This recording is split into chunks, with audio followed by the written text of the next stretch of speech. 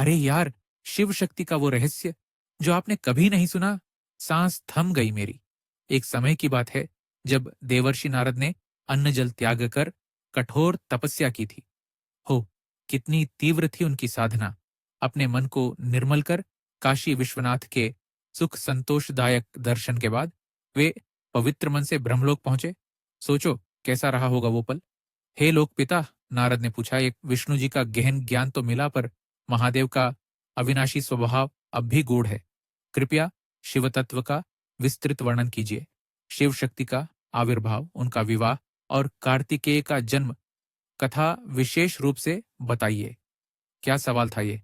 ब्रह्मा जी प्रसन्न हुए, बोले, हे देव पुरोहित नारद, तुम सदा लोकहित में ही उत्तम प्रश्न पूछते हो।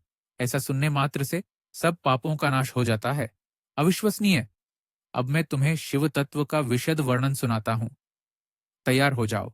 ब्रह्मा जी ने बताना शुरू किया।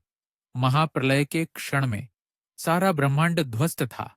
चारों ओर सिर्फ निराकार अंधकार व्याप्त था। न सूर्य प्रकाशित कर रहे थे, न चंद्रमा की रोशनी, न ग्रहमंडल दिख रहे थे, न अग्नि प्रकाश था, न ही पृथ्वी, वायु अथवा जल की कोई सत्ता बची थी। सोचो कैसा था वो शून्य। तब केवल अक्षुण्ण निर्गुण ब्रह्म अवशिष्ट था।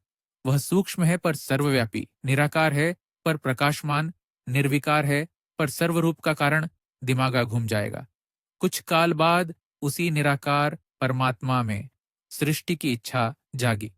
अंततः अपनी लीला शक्ति से उस निराकार ब्रह्म ने एक मूर्ति की कल्पना की। क्या हुआ होगा?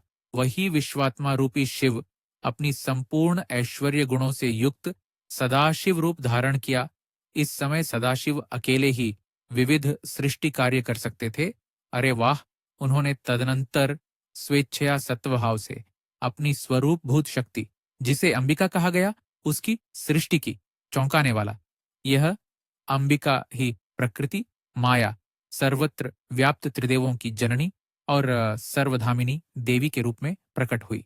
ब्रह्मा जी ने कहा कि शून्य से शिवावत स्वरूप सदाशिव ने स्वयं ही अंबिका के रूप में प्रकृति को स्थापित कर दिया, जो बाद में सती और पार्वती के नामों से जानी जाने लगी। अद्भुत। अब जानते हैं आप सृष्टि के आदिम रहस्य। इस अद्भुत ज्ञान को क्या आप दूसरों तक पहुंचाना चाहेंगे?